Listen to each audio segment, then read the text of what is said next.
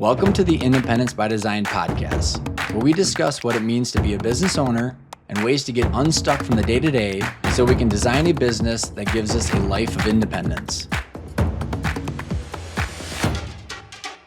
If you're wondering what a dashboard would look like where you could have all your sales and marketing data on it, understand your conversion rates, and understand your client acquisition costs, this is going to be the episode for you. I've got Alison Bechdol on the show. She has been in the digital marketing and data space for at least 15 years.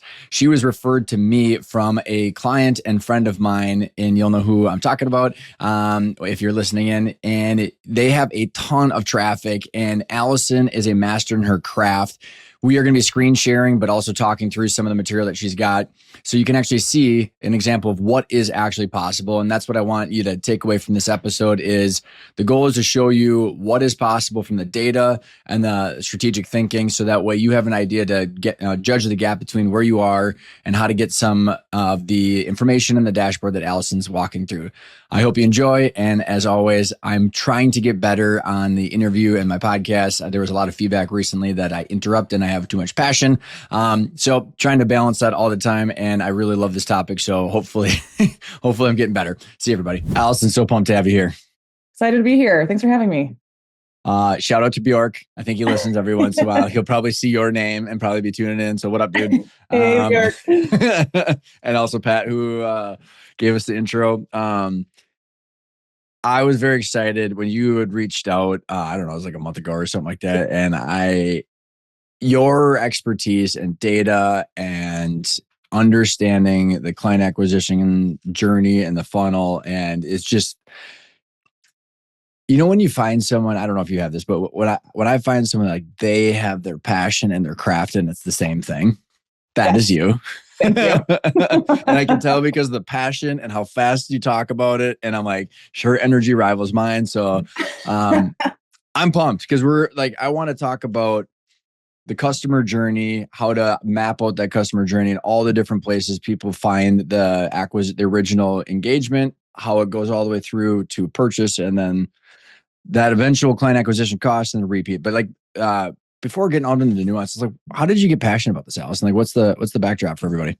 Yeah, honestly, great question. Because I didn't go to school for this. I didn't really have any, statistical history, any kind of data points that were really in my, wheelhouse before getting kind of into this. But I started in the world of event planning and wanting to book bands and wanting to do something very, very different from what I do now. I don't even know if I knew that. Yeah. So back in the day, I used to book bands for Summerfest and like Harley Davidson and all that kind of stuff. Oh yeah, way. Summerfest, and I know that's when I know you're from Wisconsin because that's awesome. Then right? Exactly. So, so I started doing that for a long time, and then started getting, being the token millennial that worked at the place that I was working at. It was like, hey, you need to figure out how we are going to do social media and how we're going to run our website. And all of a sudden, e-commerce was handed to me, and I was like, okay. Got it. So this is going to be a little bit more than just like posting some stuff and seeing how that goes. So with that, I started then looking at agency jobs, got into an agency that liked to sell a lot of things without really knowing how to do those things, which for me was a perfect opportunity because it was like, hey, we're going to pay you to essentially figure all this out, which I love. I'm a big puzzle person. I like to dig through things and try to figure things out myself, which I think then does kind of parlay into why we've gotten to kind of this point in web analytics. So working in different web development agencies across the country, some based in the Midwest, some based in California and in Boston, kind of all over the place, has brought me to this point where now I'm really not based anywhere because everybody kind of needs a little bit of taste of this in one way or another. And because analytics is super overwhelming and it can be a lot of data for honestly too much data, and we're going to go into that a little bit too. Too much data for people to look at when it's not meant for everybody. Not every data point is important for everybody. So trying to identify what those are.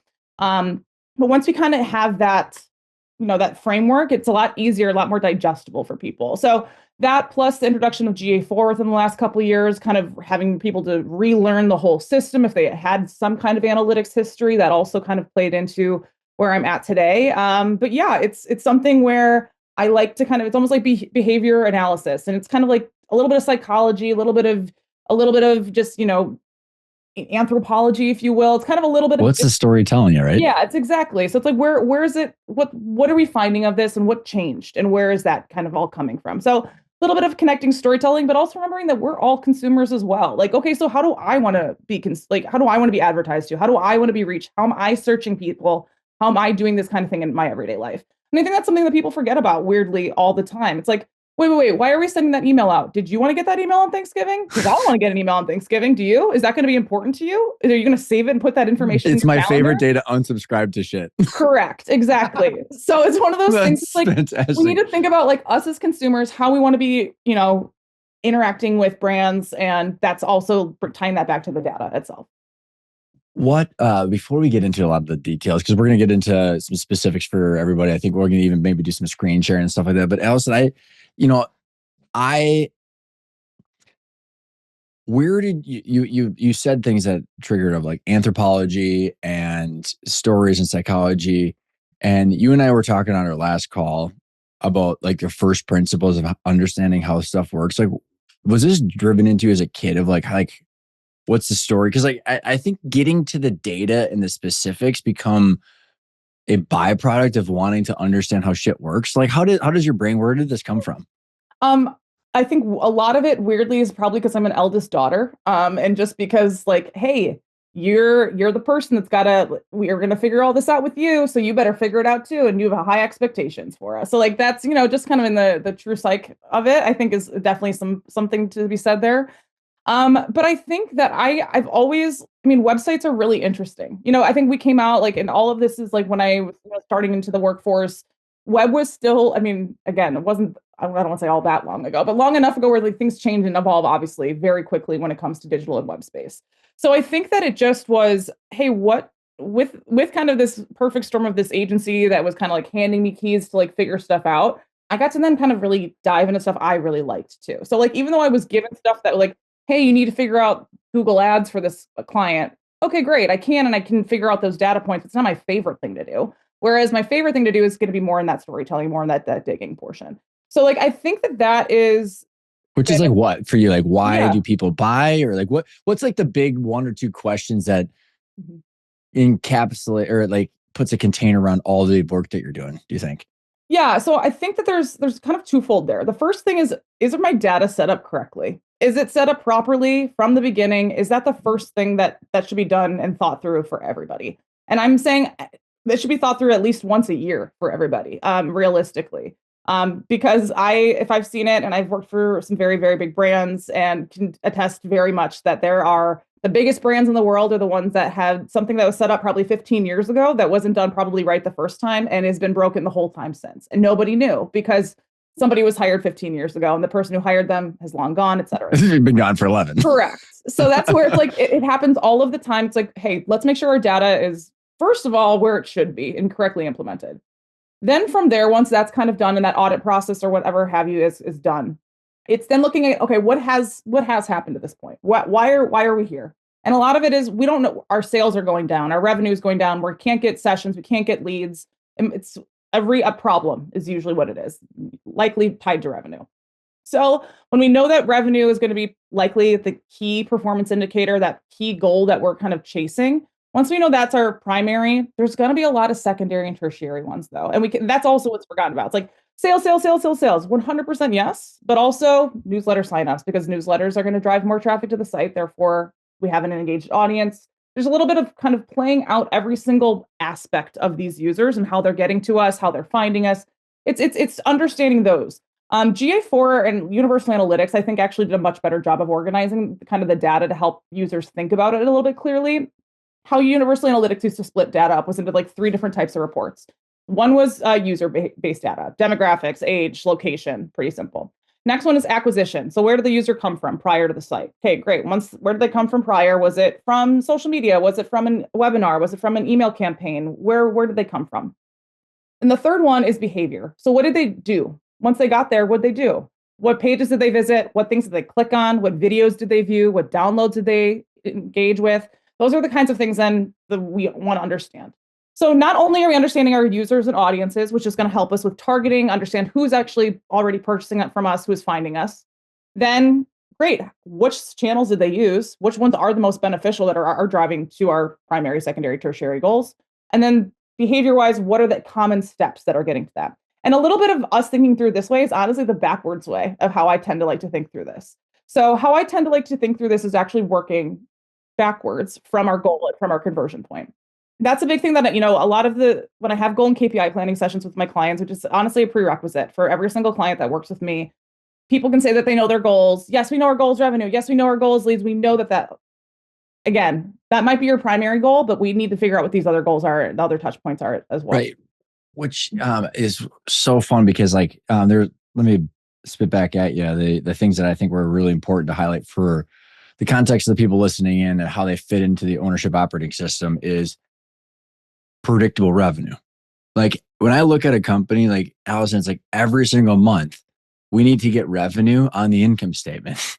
And whether it's equipment and then services, or whether it's, I think about like a lot of e-commerce, it's product, it's going to end up being a combination of products and services broken out on the income statement, the revenue line.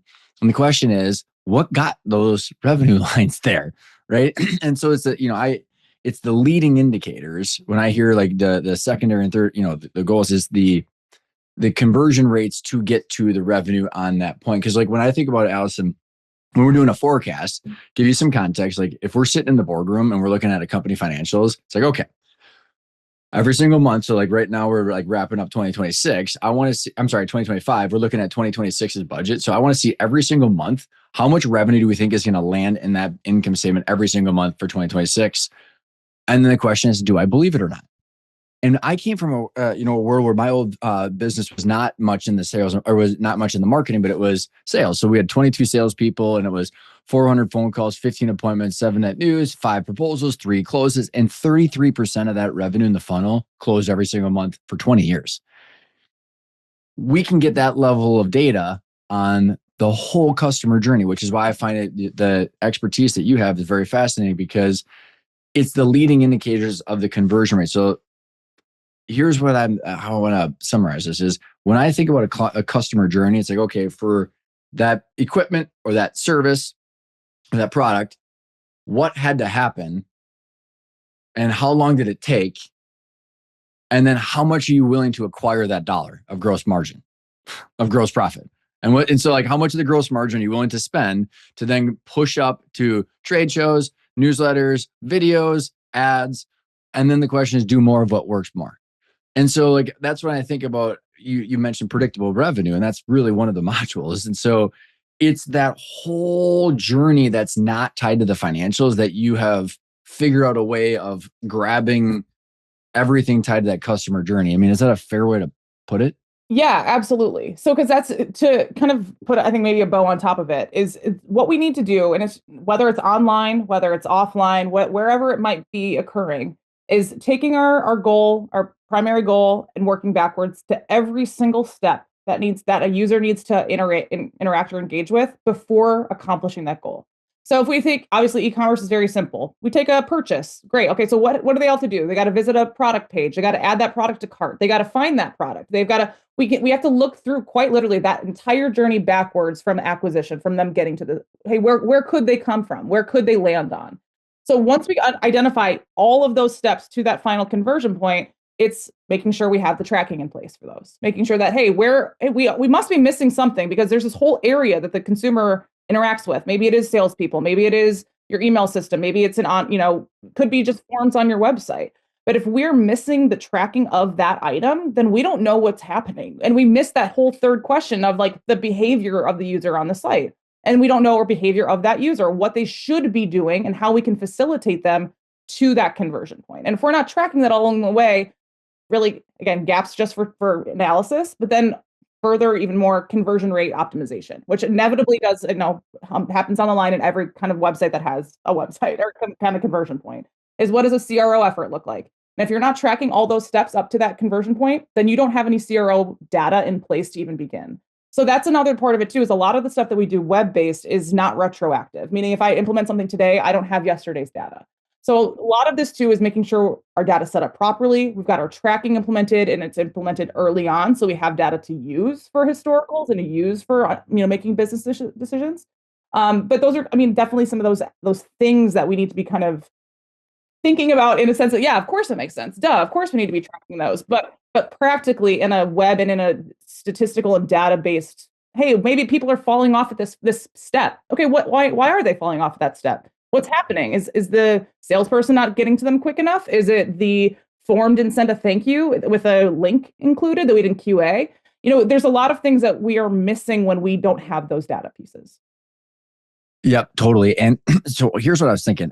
Jotting down some notes here is I think that there's a use case for us in this conversation, Allison, to take what we would call the bell curve of what you're dealing with and probably what I'm dealing with and say, okay, so bear with me here. So someone that is maybe not bought into the mindset, we could maybe, and I'll jot these down so to keep us on track, but like the mindset and how do we shift the mindset?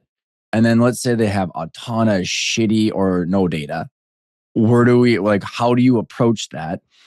How do you then go about implementing it and where and the things to think about? And then getting to this point where then we're making strategic decisions around it. I mean, really think about like a full customer journey for you. And I'll start with, first of all, what do you think about that? Yeah. No, that sounds great. Yeah, for sure. And I do have some stuff pulled. I did put a little deck together if we wanted to review any of this, but it is some visuals. Do you want to do that before or after we go down this route, or what do you think? It's up to you. I mean, I'm happy to, some of the stuff we talked about just a little bit as far as the customer journey goes. Let's do that. Cause like, as the last comment before you pull it up is where we want to be, I think is a good place to start, which is all of the information you just talked about that we can dive into is what do we do more of? So if we say we're like, if my old business, it was like, we can spend 20% of the margin to acquire that dollar.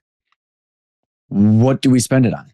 Is it people, like salespeople? Is it paid ads? Is it blog? Is it video? Is it trade shows? Is it, you know what I mean? Like, and then I just want to do more of that. And so there's this constraint of the client acquisition cost against the lifetime value of the customer is the financial metric to say, is my business viable or not?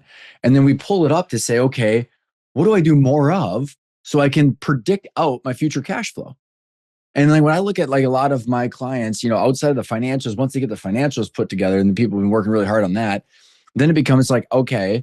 And that's why I introduced you to Kim Clark. Like, how do we get that predictable revenue so that way we can rest assured? Because after revenue, Allison, like you build out cost of goods and the overhead, and it's a lot more straightforward, but people are just guessing on the revenue. So they don't know how to build out their business infrastructure. So I think, the outcome is that just that detailed database or data-driven conversation or decision-making. And so I think back to starting off, like, because you're dealing with a lot of the onboarding, like, okay, there's the mindset, there's like, what do we do about this? And so let's jump in however you want to, and I'll kind of steer us that direction. Yeah, great. Let's do that. Yeah, let's go ahead and share this. What's the mindset that you come across as people, like, if they're not bought into this, why is that? And like, what's the resistance that you see from people? Yeah. So I will say, I mean, I personally, I do live in a little bit of a unique world when it comes to that. Because I think honestly, like my qualified leads are the people that come through and they know that they need me. You know what I mean? Like if they, you know what I mean? Like, yeah. I don't want to work with the people that aren't bought in yet, right? If those people don't really know what they need me for, then those people are not necessarily the right people. Got it. I love it. You know what I mean? Like to be completely frank, like, and hey, and I can go and do sales efforts and to tell people why they need the work that I can do for them. But if they don't believe in it, then that's a whole other, that extends my sales cycle about 2 months longer than I need it to be. So, that's, so I do have a little bit of there. But as far as mindset goes, I mean, don't get me wrong. I mean, I have it all the time where, hey, I need to bring it, we need to convince the CEO, we need to convince somebody else that this needs to be done. What can we do? And honestly, an audit tends to do a lot of that speaking. Or, it's, hey, what's going on, the current state from somebody who is in this all the time. So mindset wise, it's like, hey, it's a little bit of making sure the person's at ease. Like, hey, you got something. We got something in here to look at, which is great. And I know it's a little point we talked about, like making sure we have data just to even begin with. But at the same time, everyone wants to know benchmarks. Everyone wants to know, hey, how are we doing compared to our competitors? What are our competitors doing? That's a huge aspect of this. And there is a little bit of data that we can do and a little bit of comparison between our competitors without really knowing everything they do. That does open a whole other kind of can of worms, though. When it comes to benchmarking competitors, we don't know what people are spending. We don't know what kind of effort, what kind of teams they have. There's so many other things and factors that go into benchmark data. Well, while important and while exciting for us to look at, for me, it's much more exciting and important to look at our competitors. It's like looking at revenue. Like, great, you're on the Inc. 5000, but you have no money for 2 payrolls. I mean, Correct. like, Exactly. you don't understand the back end. Yep. Exactly. So no, so mindset wise, just understand like this is important. If you don't really know what you're making decisions based off of and it's only your gut, then no wonder we're feeling a little icky about what's all going on. You know what I mean? So Yep. that's kind of it too. It's like at least we have something that's concrete that can be like, hey, yeah, data did go up or down, and this is why it did and why it didn't. To have some of those answers. So but let's see, what do I got here? All right, so KPIs. We talked a little bit about this. Just starting with outcomes and goals. You know, whether it's revenue, leads, MQLs, whatever those kind of that primary goal is that we want to look at, is in working backwards. So back solving it based on those outcomes. And then using what moved this month, obviously, as that, oh, great, sessions went up. That means that we did something right, that we brought more people to the site. We brought more acquisition and more people that were seeing it. So how is it when people are finding their KPIs, Allison? Do people overdo it, underdo it? How, any 2 cents do you have on like how to find the right KPIs? Yeah, totally. So here's a goal. Did I just jump you ahead? That's like all right. That's slides? Okay. So here's kind of what I would, to answer your question, I will say that people tend to underthink them. Just because there's a lot of, as I mentioned earlier, there's a lot of data and a lot of data points that's available to us, whether it's utilizing your CRM like a HubSpot or utilizing GA4 or what have you. There's a lot of data. Explain GA4 just real quick for the audience, just in case. Google Analytics 4, which is your Google Web Analytics. It's a free Google platform. Yep. 99% of clients of mine have it. Adobe is really the only other kind of competitor there. But Google is GA4 and Google are kind of the just wanted to cool. There. So as far as understanding then what KPIs are important, I'd run this is an example of a goal and KPI planning session that I run with my clients. You'll see across the top, I have the goal. Engagement is a static one. So this is one that I take for every single client. This is going to be exactly the same, maybe 1 or 2 additional ones based on, some customization or unique items. But engagement, this is going to be just data points that we always need to be thinking about. Always.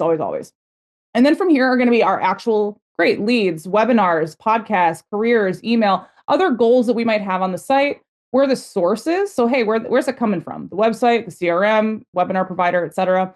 And then from there, this is going to be kind of where, as I was speaking to, working backwards comes into play. So great, our leads, where are they coming from? What did they search when they came through? What landing page did they land on? What was the engagement rate of that page? There should likely be a form on that page. What's the form submission? How many? What's that conversion rate of that form submission? What are the qualification factors of that? If there was any additional form fields that we want to have. So these are just some of those kinds of items that, as we, again, thinking back, are thinking at what the goal is or what that conversion point is. And I'll say, when I say conversion point, I truly mean it as an exchange of information. So that exchange of information might be email address, that might be your credit card information, that might be what have you. But in my opinion, conversion point is an exchange of information between a brand and a consumer. So that's going to be where we're looking at, hey, what is all those points, and what on the page or on that experience do we need to make sure that is included to see if this is actually what's occurring. You'll see some that are, again, more advertising based, like CAC, or cost of acquisition. What did it cost for us to get that single user? A lot of these goals and things too also can come in play for, as I mentioned, ads, for targeting and bidding across ads. If we do have some of these numbers more established. Not every client does. Not every single client has all of these. And I will say it can be more customized, but the best place to start is thinking of your conversion point and working backwards. How do you balance like overdoing it versus underdoing it? And then how people strive towards ideal without overthinking it or getting paralyzed to begin with? Great question. So as much as I say people over or underdo it, overdoing it is very easy very, very easy to do.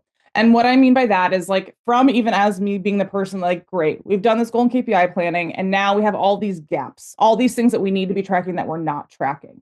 Okay, if I don't have that plan, I could go nuts and I could track everything and anything on the website, which is not helpful or beneficial because it doesn't obviously lead to our conversion goal. So while it is like, yes, we could bring in all of the data and all of the data points that are in GA4 and in your CRM systems, while we can do that, it's not going to be helpful because it's just going to be overwhelming. So when we can think about it in the terms of, hey, what's this important to this goal?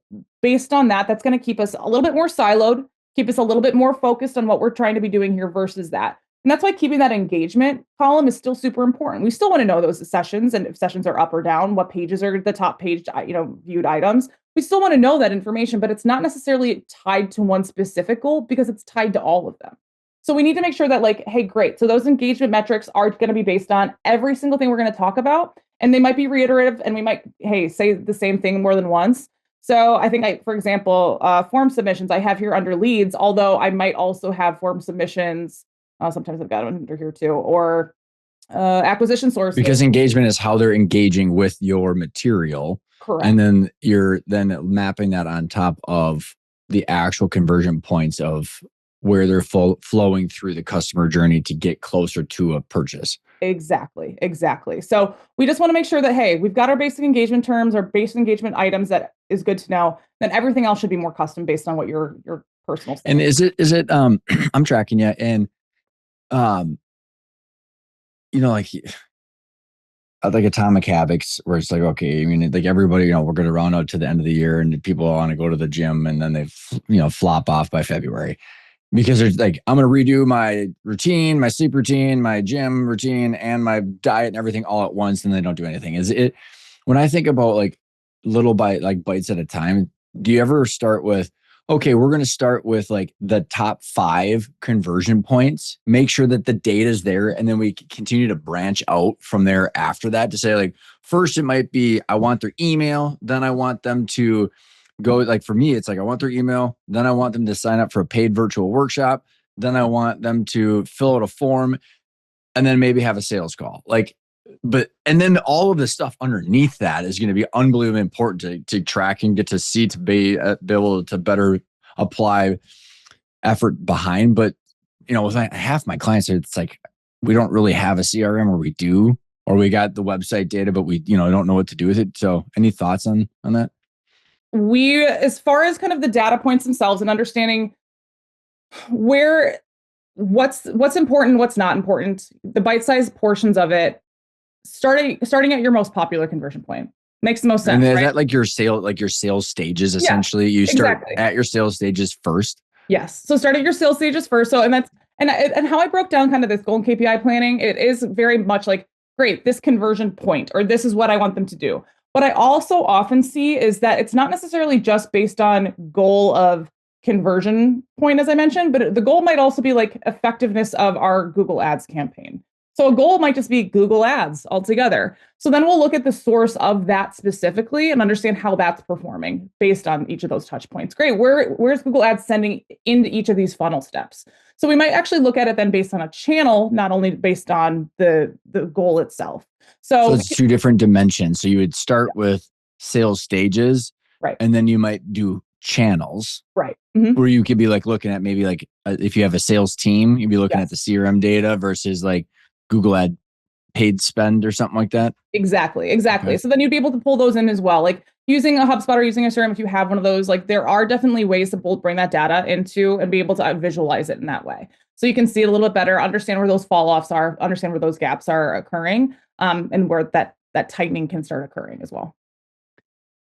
Okay, so just for my own benefit here, because like a lot of the people that I work with are B2B, and so you would have like the sales stages, and really the different channels would be at the top of the funnel for the most part in the awareness side. So and that's where it would be more marketing than it would be sales. So it's all of like, because we were talking about the strategic planning session I was doing last week in Dallas, where you are.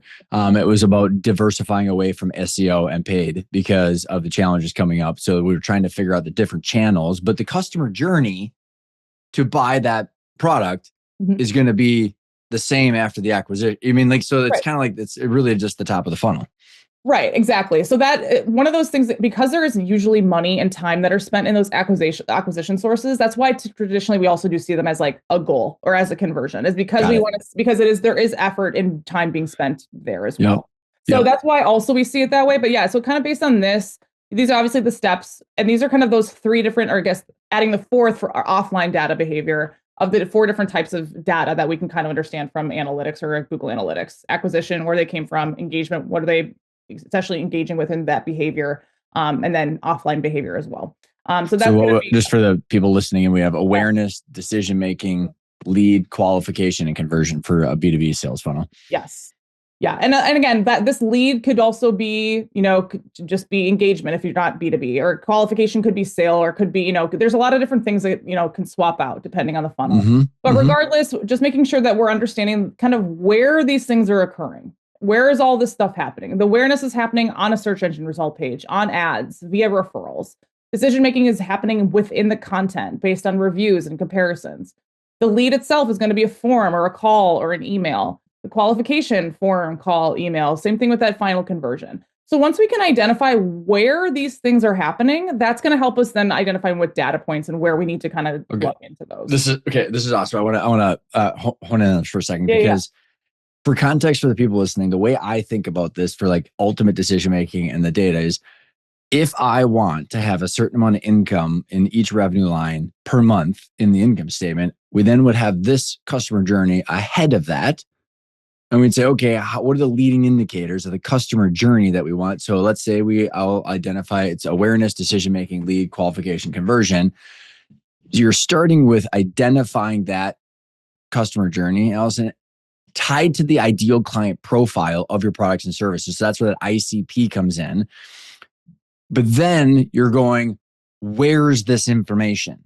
So you're starting with the revenue lines first and then in the income statement, then going, okay, there's a journey to each of those revenue lines, and you're identifying that journey based on the user journey. But then you go, what tools are they? So you're not starting with a tool first, right? You're going, okay, the business use case, and that's where you were saying like anthropology and like and psychology. What is the journey that we're going to lead them down? And then maybe you can kind of walk through like a series of tech stacks. So like when you say, where is this stuff? Because it's all trackable now, right? Back when you and I first started doing this stuff wasn't trackable, but now it's just like, now you can drown in data. Yeah, absolutely. I will say the tech stack, let's see if I had anything that was exciting in here. So here's kind of a small tech stack of things that we might want to include. So GA4 web traffic is going to be your website data, CRM or any of your lead facilitation that you might have. And as much as I say those kind of as like real items, I mean, GA4 is obviously a real, very free platform that anybody can use. As we mentioned, not everyone has a CRM or uses their own spreadsheet or what have you. When we are utilizing certain tools, especially Google Looker Studio, formerly Data Studio, we can actually utilize just even a Google Sheet. So if we have content and data just like in a spreadsheet, we can still visualize that. Data. And visualize that. Where's the data at, right? Yeah, exactly. So if you're pulling data just based on, what your assistant is emailing you for what happened last week, and you have that in a spreadsheet, we can still use that as data visualization for a dashboard. So that's very helpful for people who don't necessarily have a specific platform. But we also can pull in stuff from email, social media platforms, advertising platforms. And honestly, there's a lot of customization that can be done too. So anything that has kind of an endpoint API that we can build off of, usually something can be built, or if there isn't one that already exists for us to use as a connector. That's awesome. Because then goes back to your gap analysis. Say, okay, well, I do want the data. Like I'm back. Everybody's probably not arguing with, I want this information. What's the right order that I start digesting and building it all out? Going, okay, one is I don't have the information. Where do I start getting it? And then how do I enhance that over time? Right? For sure. Yeah, absolutely. Let's see what was this last one? I mean, as far as kind of getting the data in place that you need to have, websites, and kind of obviously while I'm here, websites are going to be our primary and easiest way to get data, because it's just going to be living there, and connecting a Google Analytics account to it is free and easy to do. Again, I did mention earlier, we want to make sure those things are set up properly. So that's obviously a concern, but it's not necessarily setting it up properly, but just making sure at least we get something. I'd rather you have some kind of data than nothing at all. If we can't end up cleaning it up because it is so messy, then we'd start from scratch anyways. So if it's one of those where like, hey, those are kind of the two use cases, we got something we can work with, we got nothing we can work with, we're starting over for many. So as far as like getting started, just get started. Honestly, just sign up and get something on your website. As far as CRM and obviously what you're doing internally, then so when you say get something on your website, it's like get Google Analytics. Yes. Put the freaking pixel. Yes. On your website. And even canned out of the box, you're going to have some basic data that's going to be useful for you. 100%. And a lot of these websites now connectors and free connectors and apps that you can do to connect GA4 or connect your analytics. So you're not having to then hire a developer to install a code and get installed. And like a lot of these things can be done via plugins. So that's something to remind, doesn't need to be a huge heavy lift. It's literally a small piece of code that's put on your website. So that's something that, just get it up, get it, sign up, installed, easiest thing to do first. Okay. Sorry. I derailed you there for a second. So you said, because, one thing that I think, people get really they really struggle with is where's the one source truth, right? So is it like, if I'm going to look at this stuff in a holistic picture, I've got it living in spreadsheets, some shit on my website. I got a CRM. I got like maybe a ERP system, or so, maybe it's a help desk ticketing system. Like, so what would be your place to start? Like, what's the ideal outcome that we're shooting for like the overall dashboard look? And is it Google Analytics, Looker Studio that you're? Yeah, I'll go ahead and show you just a quick example of one. So this is just a quick example of kind of my standard engagement page. So as I mentioned earlier, those engagement KPIs are essentially static across everybody. So I'm able to utilize this page for pretty much everyone. So this is where our source of truth from GA4 is coming based on those KPIs. We can see page views, sessions, total users, again, all those KPIs at the top that we kind of talked about briefly. A time frame. This is also what's really nice about Looker Studio. Again, it is free, connects natively with all of our Google products, those Google Sheets, some of those other ones that I've mentioned, but it's also dynamic. So I can actually go in and change my date range. Let's say I wanted to look at just this month to date. Just be 10 days, but it'll change all of our data in real time. I can hover and see, okay, great. So new users was 80% of my user sessions last year or this month to date. We can see page views, we can see all this kind of things, and we can click even further. So let's see if we wanted to say, great, I want to see based on my Google cost per click, what is the actual landing page that they landed on? So I was able to click on that one specifically for Google cost per click and then actually see it all right here. So without having to go into analytics, because GA4 is very overwhelming. And that's what a lot of people say. I mean, I don't know how data combines. I don't know how it should be combining. I don't know what I should be looking at. This is where this obviously comes in hand. Where not only can we use one data source, but we can also blend data sources together. So this is something where like, hey, great, if we have a unifying factor across a session, for example, a session ID that we can tie to your CRM, we can actually see, I think we set this up for you guys a long time ago, is like the step that they were at. There's a lot of customization that can be done that can be pretty, intense. But there is, even just like I said, out of the box, being able to get some of this information. Where are people landing? Where are people going? What do they do? Very basic, high level. We're able to see that just utilizing this by blending data. But go back to what you're saying too. So, and you can tie that then to what step they're in the sales stages, right? So you can, because that's where the engagement is different based on like, if someone in theory went to a workshop, and which they show that they're now a sales qualified lead and not a marketing qualified lead. I really want to see their engagement and how that's different compared to the other people that are more top of the funnel. So you could be taking that, if the CRM set up the right way, where that contact is in a specific stage, then you can then bring that data in to then layer that on top of the web interaction data. Absolutely. Absolutely. Like, who doesn't want that information? Right. Yeah. I mean, it's something that, again, it takes some time, and in every situation, as much as we are kind of generalizing some of this just for the purpose of, talking about it, there is definitely a level of uniqueness that every business is going to have. I mean, what factors and, hey, how many steps and what are they doing and what's the best method to move forward with this? And that's the other side of it that honestly that we're not really talking about is then the actionable insights. Is great. Now that we have this information, not only is it okay, we should update that campaign, or we should change that sales cycle a little bit different, but it's what should we do? What should we be doing that's different? Or hey, and I want to get to that, and I absolutely want to get to that and talk about like what are the different decisions. But for this Looker Studio, I mean, effectively, it's like Microsoft BI for all of your customer journey, right? Because then like I think it's so important because people will default to their shitty CRM's dashboard, and then they're not looking at their web dashboard, or they're not looking at then their webinar dashboard, so like it's a way to centralize everything. But that's why I wanted to highlight, like, starting with your customer journey of what are the sales stages from awareness to market. And for whatever it's worth, people listening in is like, I like the awareness. Like, hey, there's all this shit going on in this engagement on the top of the funnel, but I don't have their email yet. Then I get someone's email. Then they provide there's some event. I call it the then going from MQL, which is that marketing qualified lead, to sales qualified lead, where they engage, where it's a full workshop that they attend, or it's a webinar, or they had a sales call with someone. So then it's like there's a higher level of commitment to them. Then they go from sales qualified lead to then the bottom of the funnel, effectively, whatever word you want to use to that, which is proposal or demo or discovery call or whatever the hell you call it. And then they sit there for a certain amount of time until they close. Right. So it's like 4 stages to set up, but then all of the things that they're doing in between those stages of the website, the podcasts or the webinars or the phone calls, all that stuff are sitting within those 4 stages that we talked about. Yeah, absolutely. Yeah. 90% of it's going to be real data that we can see and use for sure. So utilizing a visualization tool is the easiest way for stakeholders, anybody to be able to really understand it. So then let's go to, do you want to go to then like actionable insights? So, because the whole goal is to convert from those stages to then like I said, with my old business, it was 30% or 33% of that funnel closed every freaking month. Right. And the question is, if we're getting down to 25, why? Right. Why? What do we do? What do we do? Where do we spend our money?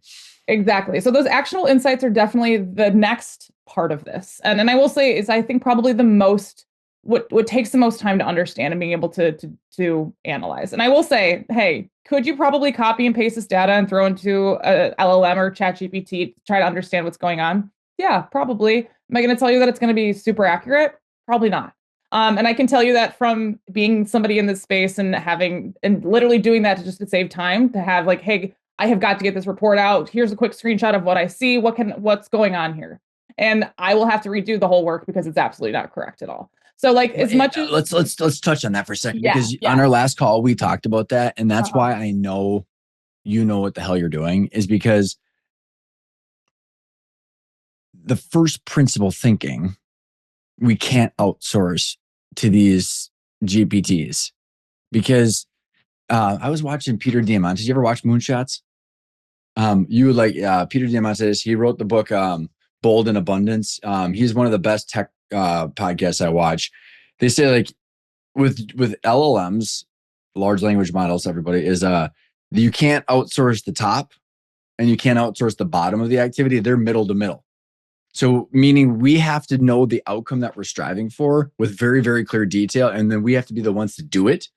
They're helping us with the in-between, because it's the insights. Like, I mean, I was doing the same thing with like, financial modeling and planning with people's valuation targets and stuff like that. It's like, okay, well, what kind of deal structures do we want? What's the valuation? How do we want to look at the working capital? But I had to like in crazy nuanced detail explain what the hell was going on, but it would pop out. I'm like, it's wrong. And the only reason I knew it was wrong because I knew what the F I was talking about and looking for. And when you were in well, maybe we can get into that or your updates on like what's going on with the search and stuff like that. But you were able to, on our last call, say, I know it's wrong because I know this shit. Yes, right. Yes. I mean, so it's the first principle insights of what you're looking for, right? Yeah. And I'm not trying to say that to like, hey, you need to hire me or this is like super unachievable. I'm just letting you know that like it's super important. Like I still have clients now being like, I just threw this in ChatGPT and this is what it said. I'm like, that's great, but I'm going to tell you that that's not really what we should be doing. Or like, that's and it's not for job security. It's just like, it's like, no, it's like the only way you know it's wrong is because you know what the answer is supposed to look like. Right. And from experience, hey, that doesn't look right. I don't think that's correct. I'm gonna triple check that number because I don't think that was right. And I don't think I've been wrong since. So it's one of those where like understanding this data is the best thing I can do without trying to get like super like nerdy about numbers is like the percentages are what's going to help us. Using percentages of things is going to be helping us the most. So when we can understand what ratios and what percentages we're really looking for and what those thresholds need to be, that's going to be probably the easiest way for you to start understanding how to optimize and do those insights yourself. Those numbers are what I tend to look at first and foremost. Great. Hey, what is our percent change? What is it? What was it last month? What is it this month? What happened there? Okay, so great. Once we understand those percentages, that's going to be able to help us dive deeper. Okay, great. Oh yeah, that percentage went down. Our conversion rate went down. So that means that either our sessions decreased and our conversions decreased, or that means our sessions increased and our conversions decreased. Or so there's a couple reasons there too. So we can say, my favorite actionable insight to give is for just as an example, is click-through rate. Click-through rate is a very simple one because, again, it's a rate. It's a percentage. It's very easy for us to understand what's going on when we can take two numbers and compare them. Click-through rate is how often somebody's clicking something based on how many times they saw it. So it's impressions over clicks. So once we understand what that rate is, we know, great, we're getting more impressions, but not enough clicks. That means we need to look at our click-through, or we need to look at our meta description, because the click-through, what they're seeing on that search end result page is not what they're expecting to see based on what their intent is or what their query was. So we know, great, there are impressions in our SEO doing great. That means our impressions are up. But the click-through rate is down, meaning that our meta description is probably not very good, or the content needs to be updated. So it's and let's unpack that one for a lot of the B2B people where. And this is where I'm actually working towards this next year is once I get all of my free content out, like I've been working on all my training stuff that I might be putting out, and I don't know if it's Beehive or HubSpot or however but like let's assume it's a blog. And I think this relates to anybody that's listening in that has a company where you want to prove to the audience that you know what you're doing and you're the expert. So whether it's a case study or whether it's a specific topic that we're educating on, and it's whether it's a video and written words, and then you're asking them for an email address, right? It's like, here's all the shit that you need that you think is important about this stuff. By the way, would you like to attend a workshop or attend this or give me, like, you're getting them that's that click through. And I think, Alison, it's such low hanging fruit, which is because every one of the people I work with, Alison, are really good at what they do. You know what I mean? They're like really good. And their biggest issues, they're trying to pierce through the trust that is completely diminished. And so it's like, give free shit away that you're the best person to install or do this project or show up because, and Kim Clark talks about it, your competitive statements, or like it's just actionable things that you've done to get them to go over here. And so the competitive or the insight that I would hear from the click-through rate if you're talking about is, I didn't create the content that proved that trust to get them to the other side. And I'm convinced that everybody listening in has that trust and has the experience and has that background. We just need to convey it in the right way. So then it's like, well, how do you update that page? Is it a customer testimonial? Is it this or is it that? But there's nothing to measure right now. So they're not, or the other thing that they're asking for isn't good enough compared to what was. And what are your thoughts about this? Yeah, no, exactly. I mean, it's a great point. It's like, hey, we know we have to, one other note that I guess keyword or buzzword I want to add in there is intent. Because the intent and intention is what is another huge thing, not only from an SEO and ads and just from, again, general user behavior and experience is, hey, what is the intent of the user? Is it just and we can tie that back to the actual sales funnel or the B2B funnel. Is it, hey, they're just looking for information, their decision making. They're just looking for general information on it. And hey, just because you should still provide general information about your service area, even if you were not, even if it's not a conversion point, because you still want to prove that you have that authority and authoritativeness in the space.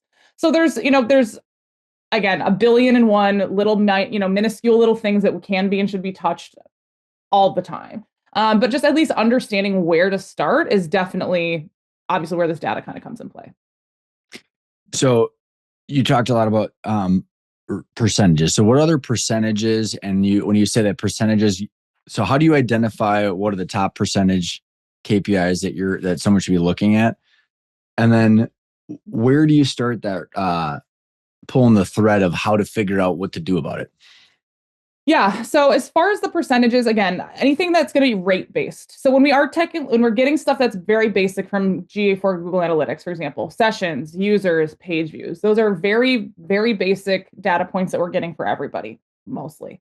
So once we have those baselines, that's essentially what we can be utilizing based on kind of what we talked about, the user behavior over the user demographics. How many users are we getting? And the percentage of users that are male versus female versus the interests that they have versus the device category that if they were on mobile or desktop. Like those are the percentages that we're utilizing the user as that base kind of metric under.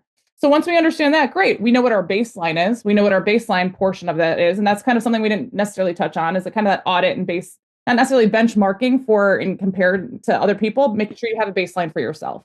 So that's always what I tell people too, is that, hey, you can say, I need my conversion rate to be 8%, or I need it to, my CAC needs to be under $100 or what have you. Like that's a great goal to have. And that's an internal like objective for you to try to accomplish. However, what we should be doing month over month, quarter over quarter, year over year, what have you, is just improving. It doesn't need to be by a certain percentage. It doesn't need to be by 100% better than last year, what have you. Just improve, because we know there's seasonality, there's socioeconomic things that come in play. There's just other factors that are beyond our control that we cannot do much about. So making sure we're just always improving month over month, utilizing those percentages, comparing that data month over month, year over year, whatever your cadence is, will help us starting to get that information. Then whether or not it's positive or negative is going to tell us whether action needs to be taken. So if it's there are a couple metrics out there, just a couple to name, bounce rate, engagement rate, that again, we want engagement rate to be up and we want bounce rate to be down. So when those things go up or down, just kind of keep in mind that it's not necessarily a bad thing or a good thing when bounce rate goes up, even though it's a positive influence.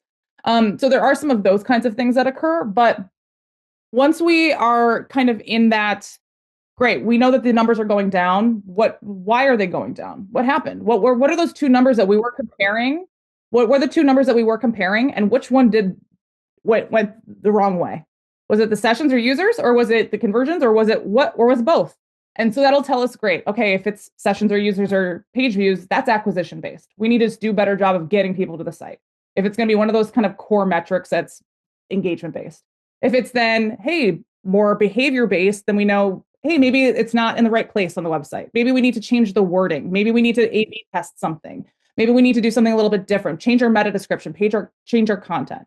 So that's where it's understanding kind of, hey, where are the metrics that we're looking at? Are they going up and down by percentages? And the ones that are going down, which are the two metrics of those that actually did go up or down? And what can we do about those? I'm just driving out, so don't forget it. Kim Clark, have you chatted with her yet? No, we were supposed to meet last week, and we both were crazy. So now she's going to Mexico. Yeah. You guys are gonna. I'm excited for you guys to meet. She talks about rates of change, and that's where when I think about those like if you have this ongoing data, you can look at the rates of change behind this stuff too, because she does it. She came from it looking at the economic cycles, but when I think about serious like manipulation behind your strategy is, if the customer's business cycle is going through a certain situation of the economic cycle, then she talks about the economic cycle, but also then the calendar year. So then you're grabbing your message because you're like, hey, this click-through rate went down because this topic is now no longer relevant. And my customer's going through a recession. And so like you're just manipulating everything to manage to the ratios that you're talking about. Right. And so that's just, I'm tying it to a previous episode I did with her, where it's like, it's that messaging and that economic cycles to understand how to then buck the trend. Right. So it's like, okay, this is what my whole industry is going through a softening right now, but I actually proved that I was able to withstand that because I maintained my conversion rates and the click-through rates based on the content strategy or the events that I'm doing or the promos that I'm doing, whatever the hell it might be. And I think that's where Alison, like, I get so bullish of the people listening, and they know what to do if they have this information most of the time. Yeah, for sure. Well, and that's honestly where like the work that I do is really great to help and supplement those people, because I have the knowledge that they don't, and they have the knowledge that I don't. And that's, for even 90% of like physical, great, we need to make content updates or we need to make changes to a website, that the client has to be involved. I'm not going to be the subject matter expert. They are, and they're going to have much better. I can tell you, hey, what's going on based on the data and what I'm seeing. But obviously that industry knowledge is more valuable than anything that I can do. Because again, I'm pretty industry agnostic. I can kind of go across industries. It's all just understanding the data and what needs to be done, what levers need to be pulled. But as far as the actual implementation, that's going to be where, that knowledge is needed. It's so similar to financials, because like when I look at a company through the lens of an investment from the boardroom, I'm like, okay, what's the ability for this company to generate more free cash flow? Every business is the same. They have 3 financial statements. They got the cash flow statement. And then the question is, well, how accurately can you predict the cash at the end of next year? Oh, you can't. Well, how come? Well, go get the data. Name the industry. It doesn't matter. Go get the data. It's like, it's the same thing. Like, go get the data. then explain how you're planning on using that data. Well, I don't have a plan to explain it. Well, come up with a plan to explain it. Yeah, and right. then even down to then the financials is like, okay, well, the revenue needs to land predictably on the income statement. And then the cost of goods, back to then the margins, like we need to be able to maintain 57% gross margins per product line. Right. Well, we're not doing that. How come? And you just keep asking why and why. And like, and then the what to do about it. It's like, I mean, every one of my clients, it's like, well, we need to come up with a training program for the techs, or we need to figure out how my project managers are going to, have a better ability to do budget to actual. I mean, whatever it is, but like it's coming at it from the same approach of the first principles of this is a machine with objective ways to do this, and then how objective ways to get the data, but then what to do about it is unique per company.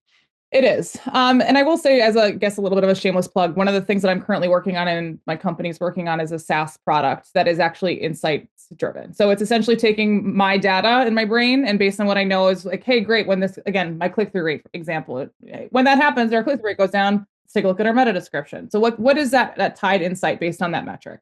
So we're starting to come up with a SaaS product that ties into your data to be able to do that for you. So, but because that is, I will say the bigger challenge of understanding is hey, what's next?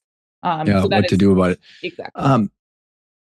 What is your experience with the resources of the people in these companies and the ability to get this done? Because even like when I think about the challenges that experts like you, or like, I mean, I've got Pat Hobby that's coming on the show quite a bit. It's like scaling the one person is almost impossible, and finding a lot of people that have the same level of care and quality is very hard. And so like all these people listening and probably have all person. And then you go, okay, how the hell do you tackle this? Like from the strategy to the data to the implementation of the tech stacks and stuff like that. It's like, what do you see what works, what doesn't work, and how people can handle that challenge? Yeah. So what I've honestly been seeing a lot more of in the last, honestly, couple of years is bring somebody more fractional in to help you with this. So whether it's on a project basis or an ongoing basis, to at least get the framework started. If you have somebody that doesn't have the data brain or have the understanding on how this works, bring someone in for a short period of time. We'll be able to at least get your feet off the ground. I will say that's becoming much more common. Even if you have somebody that you think could do it, just to at least give them the guidance. Or, hey, we have an email team, but they don't really know what to do or what the next steps are. Or we have somebody that's running our ads, but we're not really sure if those are working. Just to have somebody to kind of do that oversight is becoming much more popular than just trying to hire somebody that can do everything for you at one point. I'm tracking it. It's a little bit of validating what you're saying, but also challenging you. So I'm going to use Pat Hobby as an example. So like, he's booked. So like, he's the guy that I'm like, okay, so he's like the you in the finance. That's why I'm bringing this up. Is like, so like none of my other clients can work with him. So it's like, cause he's got 5. And like, even with you, if people are going like, I want to work with Alison because you're a fractional, it's like, great. Now you've got 5, 6 clients and you're done. And like the challenge that I've had is like, back to the first principle thinking why I've got you on the podcast right now is like, it's impossible to find people because like I cannot count how many fractional CMOs people have hired, and they're $7,500 to $10,000 in a month, and they got jack shit for it. And they didn't come at it from a data tied to the revenue, tied to the margins, and they just come in there and then like it's a disaster, Alison. So like, here, I'll give you this. So as far as some ways to stack your tool belt, if you do have somebody or some of the good people or resources to look into, at least based on the kind of stuff that we talked about or I talked about today. Right. Simo Ahava is incredible. Simo, Simo Ahava, Ahava. Simo has been kind of I would say a leader in the space for data analysis and analytics and web analytics for a long time. He has a free blog. He's provided a lot of free tools. He also does have his own courses and things he is probably the best when it comes to what's going on. Other places, a lot of YouTube, a lot of stuff is out there. That's another thing too. A lot of the stuff that I'm talking about is available to you. There's a lot of this is not behind the paywall that you have to, it's just time and energy to get there. However, his name is Julius. I always forget his last name because it's kind of very long. But he is, I believe, in charge of Analytics Mania, which is another great, really wonderful website, blog articles, how to he knows, he's very thorough. He knows what he's talking about. So those are the two people that I tend to push people towards if they are interested, at least understanding this a little bit better, maybe even a little bit more technical, or even a little bit less. I would say Julius is a little less and Simo is a little bit more. But they are really good starting places to understand, hey, how do I get this set up the right way? Or is this the right thing that I should be doing? Here's, okay, this is awesome. But I also, this is why I want you to meet Kim Clark, because my listeners are going to probably have some understanding of this is, so what I think is, and I'm working on this with Pat too, of the coaching business model instead of the implementation. So here's the thesis that I'm trying to explore is, because Kim has been coming at this from a predictable revenue. She's been working on her playbook, and everything you're talking about is part of like, what does a good predictable revenue engine look like? And if what I believe is possible, Allison, is if we have training and access to a playbook of like what to do in what order, then we can elevate the doers in these companies, because like there's just not the fractional business model too. Like if someone finds you or like a Pat Hobby where there's no overhead and it's one person, the economics actually make a ton of sense. But what ends up happening, these firms, the firm charges, they got to make their 50% margin. So then they have to hire a bunch of half nimwits to actually afford to charge. I mean, so the whole thing just falls apart. So I think that there's a flipping on the head saying, okay, here's what good looks like. So now, if you think about how we started this podcast, is like, if we know what the outcome is that we're searching for, searching through to figure out how to connect those dots becomes a lot easier for someone to use their brain than not knowing. It's like solving it from the inside out versus outside in. And so this is why I want you to meet Kim, because I think working on building out this playbook to say, here's what good looks like, because I know everybody can't work with me. Yep. But then if there's a way to then have guests, or where it's a weekly call, and then there's a playbook that says every monthly, call, you should be reviewing this stuff and go check out this training. So I don't know. That's why I think that's a great idea. It is a great idea. I mean, I will say that I often, and now I'm starting to do a better job of it, just because of NDAs and things. I do a lot of governance docs for companies and have these docs ready and prepared for people, but because they're specific to that brand, I can't do a whole lot with it. So I'm now trying to do a little bit better job of, hey, writing that into once I write this for you, it's mine too, please. So we're starting to get some of that library together. Now that I can dance around some of those a little bit. But and that's why I'm bullish in you and Kim getting to know each other, because I think there's some collaboration that can be done there, because the takeaway I think is for the listeners is, and I've noticed this on the ownership, boardroom, finance, valuation side, Allison, is if people have a better understanding of the outcome that they're striving for, then they can use their intuition to scour the internet and to validate resources to say, oh, is this actually going to get me what I need or not? Or I don't want to go through 8 months at $5,000 a month and then have nothing to show for it. It's let me see if I can summarize this and see if you can poke holes in it or add to it. Is, okay, we know that the outcome to make decisions on a customer journey that has, call it 5 stages in it, where we want to see a ratio of close of percentage of conversion through each of those stages. And then inside of there, you can have a lot of nuances of different metrics that you're measuring from engagement to behavior to see how well they're doing inside of those. Each one of those, that customer journey should be tied to a revenue line. And then it's, how do we increase the percentages, and then tracking the rates of change, tracking it, whether it's going up or down, and then trying to figure out what to do about it. And then trying to figure out where is all that data, and then trying to figure out how to clean up the data over time, and then do more and more stuff with it. But what else how do you think about my summary? No, I think you're spot on. I think, marketing used to be this idea of, we need to put advertisements out and get our name out so we can make sales. And that is billboards, right? That's the that's the bus old way seats. Yeah, let's get some some benches somewhere. Yeah, you know benches. what I mean?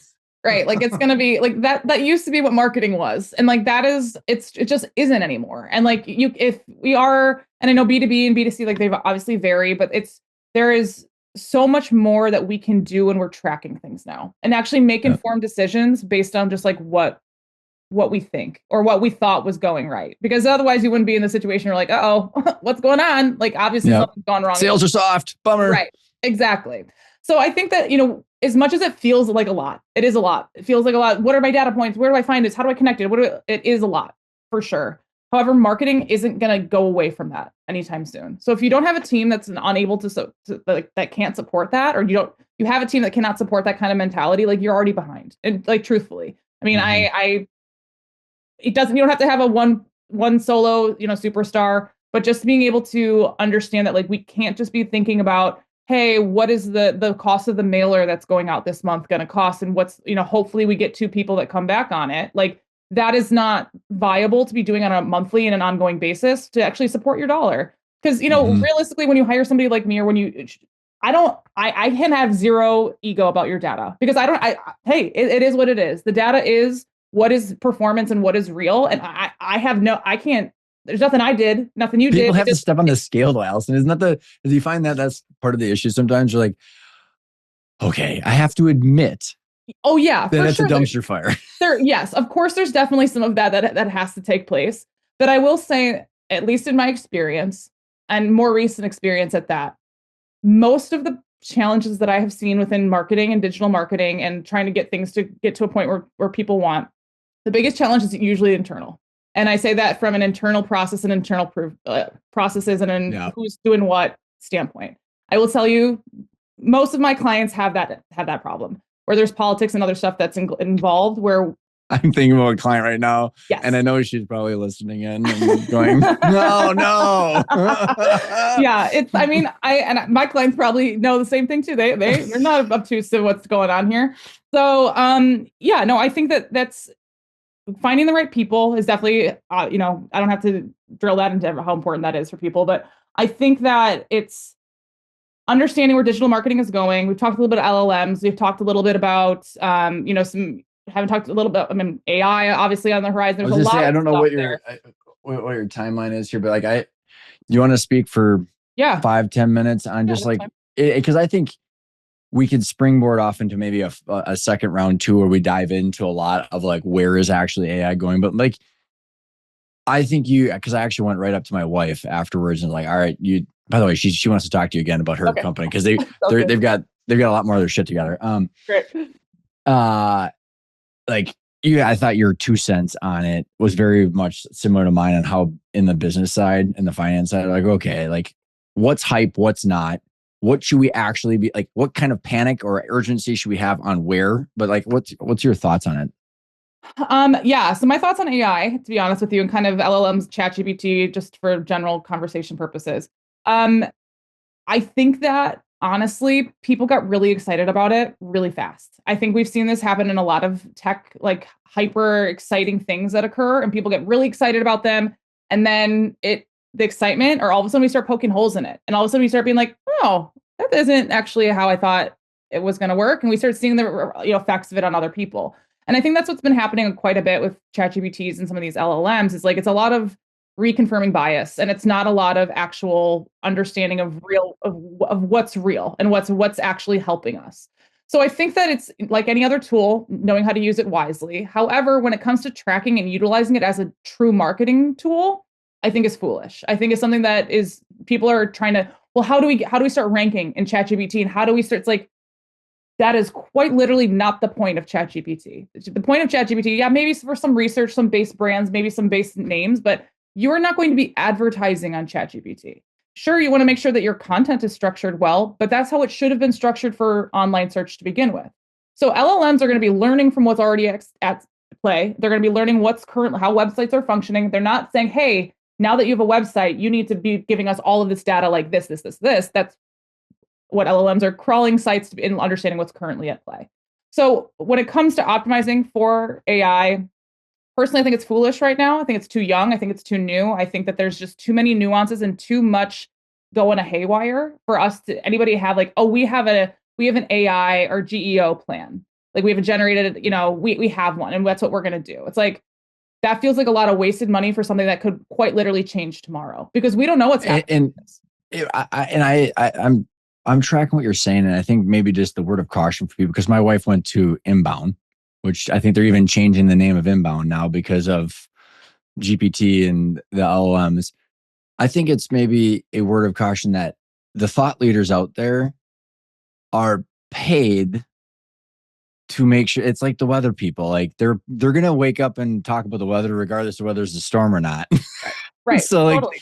and just maybe like taking Yeah. everything for a grain of salt. And like, and I think, Alison, this is why understanding what is actually important, which is like marketing and sales is about having a customer go through a customer journey at specific stages so you can sell them some shit and it ends up in revenue on your income statement within a specific amount of money you are willing to spend to acquire that customer. And like knowing the first principles, I think can help people not get panicked and like doom scroll on stuff that they think they're behind. I don't know what your thoughts are. Yeah, no, I mean, I do feel like a lot of this conversation feels like, hey, if you don't have anything, you're wrong and you're already behind. Oh my gosh, there's so much to do. And what are we ever going to do about it? Like, it's overwhelming. I get it. It's a lot. However, it is, when it comes to everything that we're doing from a marketing perspective, utilizing the tools we have, AI is not going to go away. So we need to learn how to use it and make sure that it's utilizing it properly. However, to your point, our dollars are also spent in our time and money and our efforts. So hey, let's not spend a bunch of time and effort on GEO or on our current LLM strategy when we don't actually even have a strategy about what's going on our regular search engine results. We don't even know what's going on our website right now. Exactly. It's really funny. Like, sorry to interrupt. I did a podcast like 3 months ago about document management, and it sounds absurd because that was my old business. It was like, people are still pushing paper around in companies, and people are like talking about AI is going to kill us. I'm like, half of your business processes are still in analog paper. Yeah. So you're not going to be able to analyze any data because it's still stuck on paper. So it's like perspective is a big deal. Yeah, trying to chase after the new shiny thing is never going to be good, especially when it comes in digital. Because like when it comes to this kind of stuff, you don't want to be the first one because that's it's going to change. And literally that's beta testing and additional testing and new things that are coming out all of the time. And I've seen it once, I've seen it 100 times. The chance great, we have a whole strategy around this whole new thing. The next day, the next week, the next whatever. Meta, Facebook, whatever decide channel we're talking about changes. And then it's, oh, cool. All of that work was for nothing because they changed it and didn't tell anyone because they have no obligation to tell you. So like it's keeping practical, using the data points, using numbers for what's real and actually happening on your website is what you should be spending your time and money on, and not on these new crazy fun things that are happening unless you actually have the time to be able to focus on those. So fun.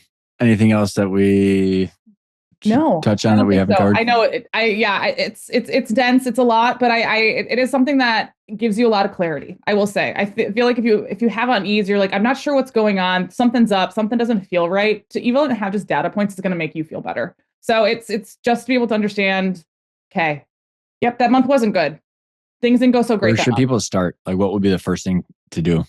I mean, outside of getting your analytics installed, I would identify what your conversion points are and where that exchange of information is occurring on your site. If it's that first step, it's the third, all of the steps that's occurring, making sure that that's being tracked. So we can at least do something with it. That then out of the box, GA4, Google Analytics does track a bunch of stuff for us. So we don't even have to do anything custom. There is some custom that will likely be needed to done if you have some unique instances or some unique isms about your site. However, out of the box, analytics does track page views, sessions, users, does track scroll tracking, outbound link clicks, downloads, form fills, like video views. All that's already done for you. If you're awesome. It's just plug and play.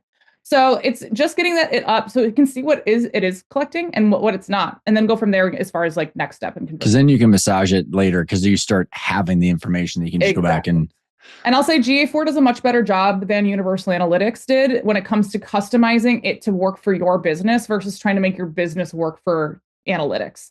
That was something I saw quite a bit with Universal Analytics, is that it just felt like everything was very e-com focused. Whereas one thing I didn't mention is actually in GA4, they actually have a new suite of lead specific reports. So It is like lead generated, like whether a lead qualified lead, if it was disqualified lead, like Sweet. And you can put in reasons too. So like why they were disqualified and why they were qualified. So you can start getting a lot of this data even in GA4 outside of your CRM platform. So if you have a form, for example, that has like, great, if they click this form, they're an MQL. Or this button, if they click this one, they're not. We can essentially trigger that to occur and start collecting that data for you. And then we'll have even reasons for why people are doing things and are not doing things. So there are some new reports that GA4 is now allowing people to use that have never been in play before. It'd be interesting as we see what else it's capable of doing with Gemini behind the scenes. Yeah. You know what I mean? Because now that they've got this platform, I think it'll be interesting as they start pumping their own AI tools behind it. Yes. Yeah, for sure. Yeah. Where can people get in touch with you? Come on my website, Digital-ade, digital-ade.com, or my name. You can find me. I think I'm 1 in a million, actually. So Alison Bechdol's my name. Yeah, feel free to find me on LinkedIn, online. I'm around. Yeah, I guess. And will you know if people get to your website? Yeah, I will. I will definitely know. So I will find you. I will find you. I'll hunt you down. I will Siri and Alexa, and everybody's going to be. Yeah, you'll be hearing from me, actually. Just kidding. Yes, feel free to find me. We're doing fun stuff in the data world over here. So. Yeah, thank you so much for coming on. Yeah, of course, Ryan. Thanks you.